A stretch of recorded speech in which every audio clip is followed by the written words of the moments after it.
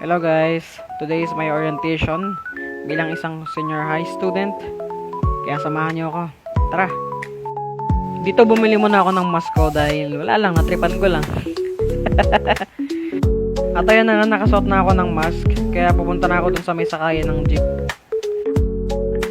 At ayan na nga, nakasakay na ako. By the way, pagpasensya na kung di ko mapakita lahat kasi sobrang siksikan dito sa jeep. And hindi ako makagalaw masyado kaya pagpasensyaan nyo na guys.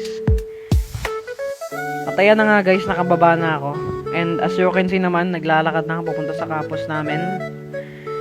Yung campus pala namin is medyo malayo pero kaya kong lakarin. By the way, don't forget to follow my page para lagi kayong updated sa aking mga vlogs and videos. At ayan guys, nandito na ako sa loob ng campus. And as you can see naman, dalawang estudyante pa lang yung nasa dulo. And pare-parehas kami nag-aantay na makapasok sa room namin. Dito ngayon nakapasok na ako sa room ko ay nag-start na rin yung orientation. And excited na rin ako sa mga kung ano yung mga matututunan ko bilang isang senior high student. Pagkatapos ng orientation, dumaan muna ako ng SM San Mateo para magpalamig and maglakad-lakad. At alam nyo naman, mainit ang panahon kaya sobrang daming dumadaan muna ng SM San Mateo after ng class.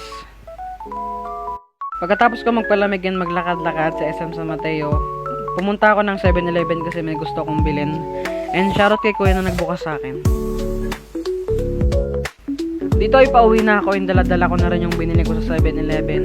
Tsaka kailangan ko na rin umuwi dahil kailangan ko na magpahinga. By the way, don't forget to follow my FB page para lagi kayong updated sa aking mga vlogs and post.